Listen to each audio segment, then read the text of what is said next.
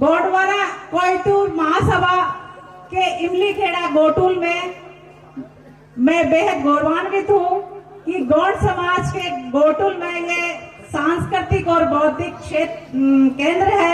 इस केंद्र में आप सबने बड़े दिल से, बड़े प्यार से, स्नेह से, सम्मान से मुझे आमंत्रित किया। ये मेरे लिए जीवन में बेहद गौरवशाली और यादगार पर्व है, उत्सव है, बहुत बड़ा एक सम्मेलन है। ये प्रांतीय अधिवेशन नहीं, राष्ट्रीय अधिवेशन हो गया है। ये 11वां प्रांतीय अधिवेशन नहीं, ये राष्ट्रीय अधिवेशन है कि हम सब अपने पूर्वजों की जड़ों को समझ रहे हैं, मान रहे हैं और इस विरासत को सहेजने का प्रयास कर रहे हैं अपने अपने क्षेत्र में। मैं बताना चाहूंगी कि जो आज पूरा भारत है वो इंडिजिनियस लोगों की धरती है, इसीलिए इसका नाम इंडिया रखा गया है। भारत का नाम इंडिया इसीलिए रखा गया है कि ये आदिवासी लोगों की धरती है और पूरा भारत आदिवासियों ने ही बनाया है। इसका सबूत है हमारे पूर्वजों के जो गढ़ है, महल है, किले हैं, बावड़ियां हैं, ऐतिहासिक और सांस्कृतिक स्थल। आप पूरे भारत में कहीं पर भी चले जाइए, राजस्थान में जाएंगे तो भीलों का और मीणों के पूर्वजों के अवशेष मिलेंगे, गोंडवाना में गोंड साम्राज्य के मिलेंगे, मतलब आप नॉर्थ ईस्ट में भी चले जाइए, वहां जो आदिवासी है पूर्वी भारत के, उन सब का कबीलाई शासन हर जगह रहा है और आज भी है। ये हमारी सांस्कृतिक विरासत है जो पूर्वजों ने हमें दी है। आजादी की लड़ाई 1857 में शुरू हुई थी, लेकिन उससे 200 साल पहले से हमारे पूर्वज इस धरती के लिए, जंगल के लिए, नदियों के लिए, पहाड़ों के लिए, हर वो कौम जो विदेश से आई आक्रमणकारी कौम, उन सबसे बहुत बड़ी जंग लड़ी है। 1857 से पहले लगभग 200 लड़ाइयां हम आदिवासियों के पूर्वज लड़ चुके हैं, लेकिन उनका कहीं कोई जिक्र नहीं है इतिहास में। क्यों नहीं है? क्योंकि हमारे पूर्वजों में अवशेष तो बहुत सारे छोड़े हैं, ऐतिहासिक और सांस्कृतिक विरासत बहुत सारी छोड़ी है, महल, किले, बावड़ियां, धरती है गोंडवाना की, उधर भील प्रदेश की चल जाए, मीना का मत्स्य प्रदेश चले जाइए, हर जगह हमारे पूर्वजों के बहुत बड़ी विरासत है भौगोलिक, लेकिन इसको लिखित रूप में सही तरीके से लिखा ही नहीं गया। और जो आक्रमणकारी प्रजातियां आई, उन्होंने फिर इस इतिहास को अपने नाम करवा लिया, खास तौर से जो घुसपैठिए हैं या शरणार्थी हैं जो अपने आप को आर्य कहते हैं। इस देश के मूल मालिक सिर्फ आदिवासी है, ये मैं नहीं कह रही। ये 5 जनवरी 2011 का जस्टिस काटजू का स्टेटमेंट है, उनका निर्णय है कि भारत में रहने वाले 8% जो आबादी है वो मूल मालिक है, वो आदिवासी है। 92% जो लोग हैं वो घुसपैठी हैं, आक्रमणकारी हैं, लुटेरे हैं, वो अब यहाँ बस गए हैं और आप लोगों को पता है वो ही शासन चला रहे हैं। आज वो ही शासन चला रहे हैं। अभी मेरे भाई और बहन ने गीत गाया था कि गोंडवाना के पहरेदारों क्यों सो रहे हो, क्यों सो रहे हो? क्योंकि देश को चौकीदार चला रहा है। और चौकीदार कौन है? कौन है चौकीदार? पूरे देश को बेच खा रहा है वो। जंगल हो, खदान हो, मैदान हो, पहाड़ हो, नदी हो, नाले हो, दर्रे हो, खाइयां हो, घाटियां हो या हमारे खनिज संसाधन हो, सबको बेच रहा है। अंबानी अड्डानी को बेच रहा है। सारी सरकारी जो भी संस्थान है, चाहे शिक्षा के स्तर को देख लीजिए, सरकारी स्कूलों को देख लीजिए, कॉलेजों को देख लीजिए, महाविद्यालयों को देख लीजिए, या सरकारी जो रोजगार के क्षेत्र हैं, चाहे बैंक हो या रेलवे हो या स्वास्थ्य सेवा हो, चाहे एयरपोर्ट वाली हो, हर क्षेत्र को ये निजीकरण में बदल रहे हैं। बदल रहे हैं, नहीं बदल रहे? बाकी जो बची आपकी जमीनें, उन जमीनों को भी हथियाने में लगे हुए हैं। और आपकी जो मूल पहचान है आदिवासियत, आदिवासी होने की, इंडिजिनियस होने की, उस पहचान के बारे में तो ये लोग जिक्र भी नहीं करते। इनकी तो छोड़िए, हमारी जो मातृशक्ति है राष्ट्रपति के रूप में बैठाई गई है पूरे देश के ऊपर, पूरे संसार को एक सिंबल दिखाने के लिए कि हम आदिवासियों का इतना सम्मान करते हैं। ये आदिवासी इतने विकसित हो गए हैं कि देश के राष्ट्रपति भी बन गए। कभी राष्ट्रपति ने आदिवासी शब्द का जिक्र किया? कभी विश्व आदिवासी दिवस पे आप लोगों को बधाई दी है? कभी आदिवासी अधिकार दिवस पे कोई बात की है? और उनके आने के बाद ही आदिवासियों पे अत्याचार क्यों बढ़ रहे हैं? मणिपुर में राज्यपाल आदिवासी अनुसुईया उइके जी, देश में राष्ट्रपति द्रौपदी मुर्मू जी है संथाली समाज से, आदिवासी समाज से। मणिपुर में जो भयावह कांड हुआ है महिलाओं के साथ, आदिवासी महिलाओं के साथ, ये बहुत बड़ी चेतावनी है हम सब आदिवासियों के लिए, हम सब आदिवासियों के लिए। कहीं कहीं हमें ईसाई कह के बरगलाया जाता है, कहीं मुस्लिम कह के बरगलाया जाता है, या एक खूनी नरसंहार को जन्म दिया जाता है जो मणिपुर में हम देख चुके हैं। इससे पहले कश्मीर में भी देख चुके हैं। कश्मीर में आप लोगों को पता है कितने आदिवासी रहते हैं? लगभग 70 लाख आबादी है कश्मीर में आदिवासियों की, लेकिन सरकार की जुबान पे एक शब्द नहीं आता। उनकी जुबान पे शब्द आता है कश्मीर फाइल का, जिसमें जिक्र होता है पंडितों का। तो वो आदिवासी आबादी का क्यों नहीं करते जिक्र? क्योंकि वो सब जगह से अस्तित्व खत्म करना चाह रहे हैं। यूएनओ में भी उनके नुमाइंदे जाकर कहते हैं कि भारत में कोई आदिवासी नहीं है। तो क्या हम आदिवासी नहीं हैं? हम क्या हैं? आदिवासी का मतलब है इस देश, इस धरती का मूल मालिक। मूल मालिक हमारे पुरखे थे, उनसे ये धरती लेकर इंडिया बना है। इसीलिए हमें संविधान में अनुसूचित जनजाति के रूप में दर्ज किया है। संविधान ने हमें जो पहचान दी है अनुसूचित जनजाति के रूप में, वो इसीलिए दी है कि ये देश, ये धरती आदिवासियों की है, और इन आदिवासियों के जो वंशज है उनको हम शिक्षा में, राजनीति में और रोजगार में एक विशेष दर्जा देते हैं, और इनको मतलब सब समाजों के साथ समकक्ष या मुख्य धारा में लाने के लिए इनको सारे अवसर देते हैं। लेकिन ये अवसर अभी मिलने ही लगे थे, शायद एक पीढ़ी या दूसरी पीढ़ी आने वाली है, सारे अवसर खत्म किए जा रहे हैं। 2014 में मोदी सरकार आने के बाद एट्रोसिटी एक्ट को खत्म किया जाने का पूरा चक्रव्यूह रचा गया था, लेकिन एक बहुत बड़ा जन आंदोलन हुआ और उनको वो कानून वापस लेना पड़ा। वो एट्रोसिटी एक्ट आदिवासी और दलितों के लिए था कि कोई आपके साथ अत्याचार करता है, शोषण करता है, तो आप सरकार या कानून की शरण में जाकर आप अपनी रक्षा कर सकते हैं।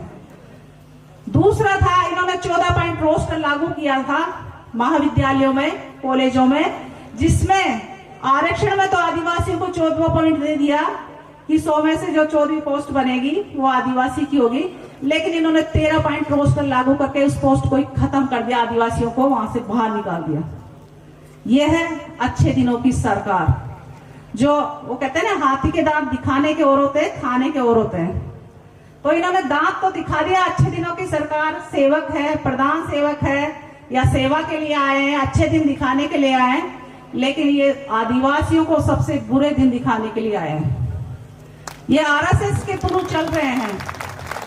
आरएसएस संघियों की सरकार है, वो पूरे देश में मनुवाद को लागू करना चाहती हैं, और ब्राह्मण, क्षत्रिय, वैश्य, शूद्र, ये 4 वर्ण हिंदू धर्म में आते हैं। क्या हम इन 4 वर्णों में आते हैं? नहीं नहीं नहीं नहीं नहीं। ब्राह्मण, क्षत्रिय, वैश्य, शूद्र, ये 4 वर्ण हिंदू धर्म में आते हैं, तो हमारे समाज के लिए वो अपने आप को हिंदू क्यों मानते हैं? ये बहुत बड़ा सवाल है मेरा आप सभी से, पितृशक्तियों से, मातृशक्तियों से, युवा पीढ़ी से, जो काल्पनिक चरित्रों को मानने लग गई है, बाजारवाद के प्रभाव में आ गई है, या धर्मांधता के प्रभाव में आ गई है, या सरकार द्वारा जो साम दाम दंड भेद के षड्यंत्र जो चलाए जा रहे हैं, प्रशासनिक रूप से, धार्मिक रूप से, आर्थिक रूप से, हर तरीके से, उसके चुंगल से आप लोगों को बचना होगा। बचेंगे नहीं बचेंगे?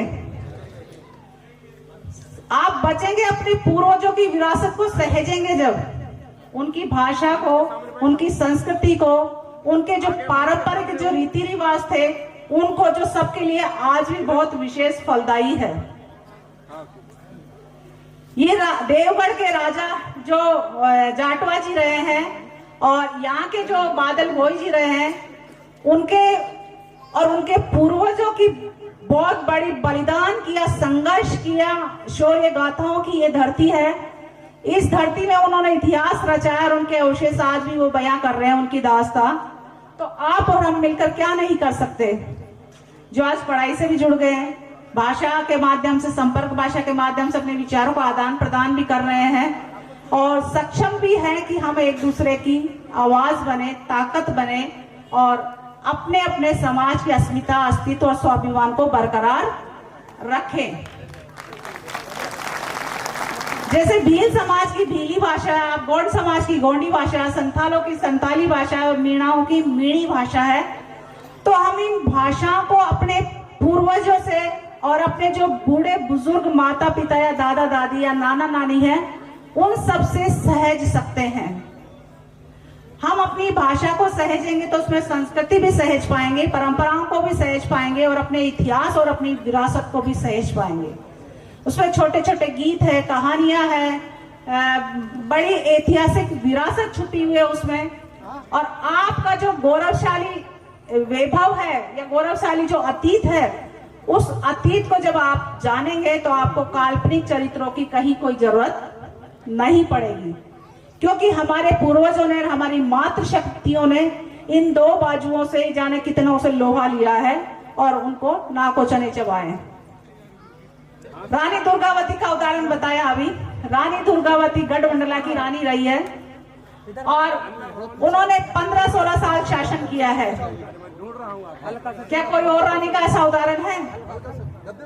उन्होंने अकबर की सेना से लोहा लिया था। अकबर की सेना ने गढ़मंडला पर शासन करने के लिए उन पर आक्रमण किया, लेकिन रानी ने उनकी सेना को नाक चने चबाए थे। क्या कोई देवी देवता आके बचाया था उनको? किसने बचाया? रानी दुर्गावती ने। ऐसे ही पूरे देश भर में हमारे जो नायक और नायिका है, उन्होंने अपने अपने समाज, अपनी अपनी संस्कृति, अपने अपने राज्य को बचाया है। वहां कोई काल्पनिक नहीं आया उतर के। और ये काल्पनिकता के जो ग्रंथ है, महाग्रंथ है, चाहे रामायण हो या महाभारत हो या वेद हो या पुराण हो, ये सब आपको भ्रमित करने के लिए, बेवकूफ बनाने के लिए रचे हैं। और ये किसने रचा है? सोचिए, रामायण और महाभारत में सिर्फ 2 परिवारों की कहानी है। 2 परिवारों की कहानी है।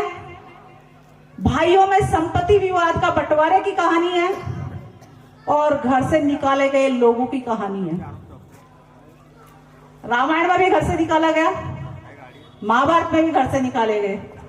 कौन थे वो 2 परिवार खुद सगे भाई बांधी तो थे। उन्होंने दोनों में देखिए अपनी अपनी पत्नियों को दांव पे लगाया और अपने बाप दादाओं को मारकर सत्ता हासिल की है।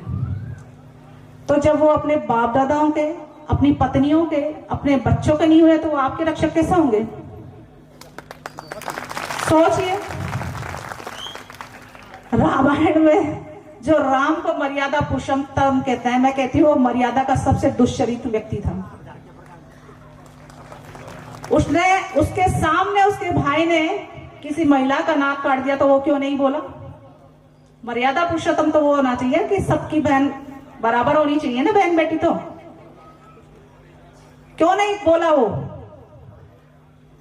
और क्यों उसने फिर भाई से भाई को लड़ाया?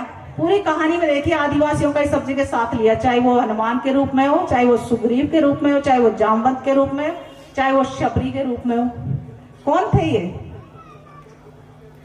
कहानी काल्पनिक है, लेकिन आप लोगों को दास बनाने के लिए इन कहानियों को ग्रंथों में डाला गया है, ताकि आप उनको पढ़ते रहें और आपकी जो शक्ति है उसको भूल जाएं।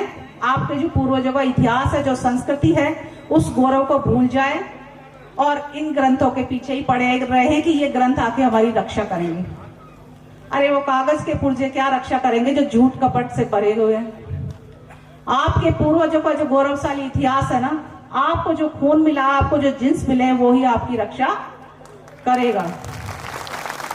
और ये हम आदिवासियों की बहुत बड़ी विरासत है। इसीलिए आदिवासियों ने जो जंग लड़ी थी, हर उस विदेशी से, हर उस आक्रमणकारी से, चाहे उस घुसपैठी से, चाहे वो शक हो या हूण हो, कुषाण हो, तुर्क हो, मुगल हो या अंग्रेज हो, इन सब से लोहा लिया आदिवासियों ने।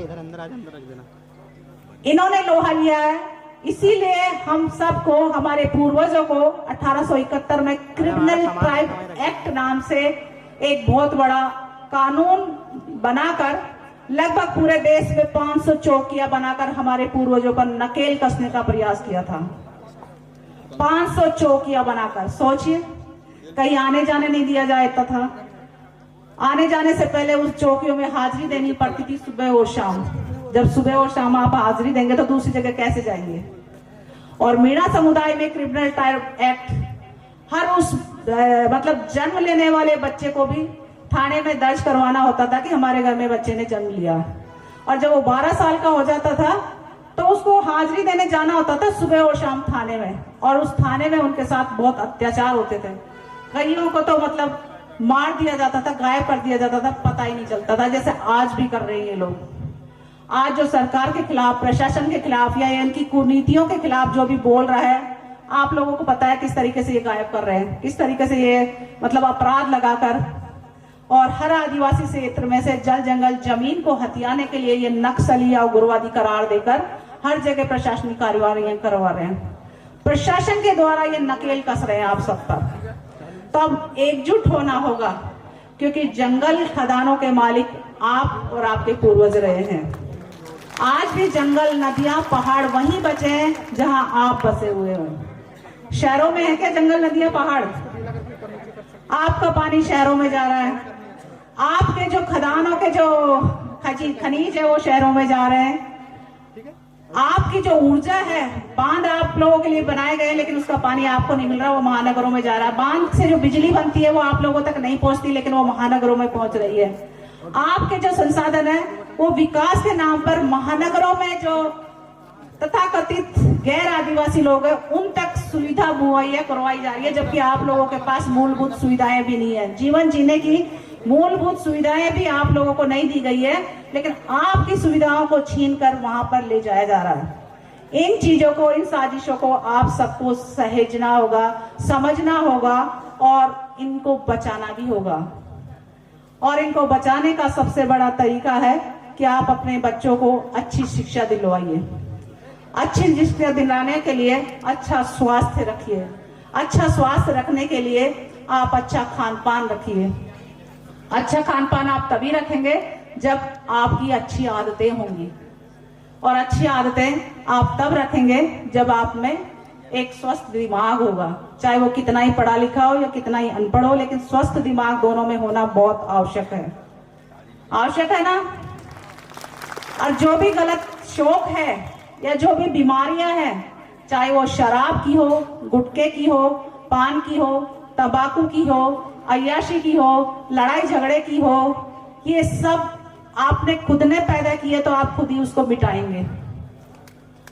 अपने परिवार के लिए, सबसे पहले अपने परिवार के लिए, फिर समाज के लिए। क्योंकि आप स्वस्थ रहेंगे तो आपका परिवार स्वस्थ रहेगा, और परिवार स्वस्थ रहेगा तो समाज स्वस्थ रहेगा, और समाज स्वस्थ रहेगा तो हमारी जैसे हजारों बहनें ऐसे मंचों पे और हर गोटुल में खड़ी हो जाएंगी। तो कोई भी ताकत नहीं है कि आदिवासी समाज को वो परास्त कर सके या आदिवासी समाज को वो नष्ट कर सके या मिटा सके। तो आज से ही आप प्रण कीजिए। माताओं बहनों को भी पूरा ध्यान रखना चाहिए कि आप भी अपना खाने पीने का, स्वास्थ्य का ध्यान रखें। आप पुरुषों को तो ध्यान रख लेती हैं लेकिन अपना ध्यान नहीं रखती हैं। घर में जो भी होता है वो बराबर से खाइए, क्योंकि आप लोगों को पता है जन्म मरण परण तीनों काम महिलाएं ज्यादा करती है नहीं करती? खेत में, खलियान में, जंगल में, पहाड़ में सबसे ज्यादा कौन नजर आता है? घर में, चूल्हे में, चाकी में, पंगट पर कौन नजर आता है? तो सबसे ज्यादा एनर्जी की आवश्यकता किसको है? आपको भी है तो उनको भी है। उनको आपसे 1.5 गुना ज्यादा की जरूरत है, क्योंकि आपसे कई गुना काम करती हैं। तो आप अपने स्वास्थ्य का ध्यान रखिए। पढ़ने का मौका मिलता है तो पढ़िए, और अपनी भाषा और संस्कृति को सहेजिए, और समाज और परिवार के सहयोगी बनिए। क्योंकि जन्म है तो मृत्यु इसकी सच्चाई है, और इस सच्चाई को स्वीकार करना चाहिए। और इस सच्चाई को जुटलाने के लिए ही धर्म, कर्म, पाठ, मोक्ष, दान, पुण्य, व्रत, उपवास ये सब रचे गए हैं। क्या हम झुटला सकते हैं मृत्यु को? मृत्यु को झुटला सकते हैं क्या? वो सच है, हमने जन्म लिया तो एक दिन हम मरेंगे। लेकिन इसको झुटलाने के लिए जो समाज, जो वर्ग या ब्राह्मण वर्ग आपको दान पुण्य पाप धर्म कर्म व्रत उपवास से जोड़ देता है और आपका सारा पैसा सारी एनर्जी वो हथिया लेता है और उन चीजों का इस्तेमाल वो आपके खिलाफ ही करता है नहीं करता? आपसे कभी ये तो कहेगा कि आपको तो आरक्षण मिलता है, सरकार आरक्षण दे रखी है, लेकिन कभी ये नहीं कहेगा कि सरकार को या इस देश को बनाने के लिए आपके बाप दादाओं ने धरती दी है। कभी किसी ने कहा है? अब कभी कोई बोले ना आपको कि आरक्षण मिलता है, बोले आरक्षण क्या, तुम शरणार्थियों को पूरा शरण हमारे बाप दादाओं ने दे रखी है। पूरा देश हमारे पुरखों की धरती पे बना हुआ है। बना हुआ नहीं बना हुआ? लगभग 70% धरती हम आदिवासियों के पूर्वजों की है। इसीलिए इस देश का नाम इंडिया इंडिजीनियस लोगों की धरती रखा हुआ और नामकरण जो किया जा रहा पूरे देश में, चाहे वो जगह का हो या संस्थाओं का हो या ऐतिहासिक सांस्कृतिक इमारतों का हो या लोगों का हो या योजनाओं का, वो पूरे इतिहास को पलटने के लिए या मिटाने के लिए किया जा रहा है। देख रहे हैं ना कितने नाम बदले जा रहे हैं। नाम बदल जाएगा, आधार कार्ड में आपका एक भी अल्फाबेट बदल जाता है तो आपका आधार कार्ड नहीं माना जाता। तो जब नाम ही बदल जाएगा तो इतिहास मानेगा आपका? इसीलिए बदला जा रहा है। जो अच्छे दिनों की सरकार आई है वो नामकरण करने वाली सरकार है कि नाम ही बदल दो तो सब कुछ वैसे ही बदल जाएगा, सब कुछ वैसे ही हथिया लेंगे हम। तो नामकरण में का ध्यान रखिए और अपने बच्चों का नाम अब हिंदू धर्म के अनुसार नहीं, हिंदू देवी देवताओं के अनुसार नहीं, अपने पूर्वजों के अनुसार रखिए, अपनी प्रकृति के अनुसार रखिए, अपने टोटम के हिसाब से रखिए, अपने जंगल पहाड़ उसके नाम से रखिए, अपने खेत खलियान के नाम से रखिए, ताकि आप उस विरासत को सहेज पाए और बच्चे भी जान पाए कि हमारा टोटम क्या है, हमारे पूर्वजों के नाम क्या थे, उनकी क्या कहानी थी, उन्होंने क्या क्या किया है जीवन में। तो अब जो भी बच्चे पैदा होंगे उनका नाम अपने पुरखों के नाम से रखिए और जो भी कहानी आप जानते हैं उनको बताइए, सिखाइए, समझाइए, ताकि वो उस गौरव को जान सके, समझ सके और अपनी शक्ति को पहचान सके। और जो आदिवासियों की अनमोल विरासत है पूर्वजों की, उन पूर्वजों ने जो संघर्ष किए थे, जो बलिदान दिए हैं, इस धरती को बचाने के लिए अपने प्राणों की आहुतियां दी है, उन आहुतियों का हम सम्मान दिला सके, हम वर्तमान की पहचान और आने वाली पहचान को भी सुरक्षित रख सके। इसीलिए सरकार से हम ट्राइबल कॉलम की डिमांड भी रख रहे हैं।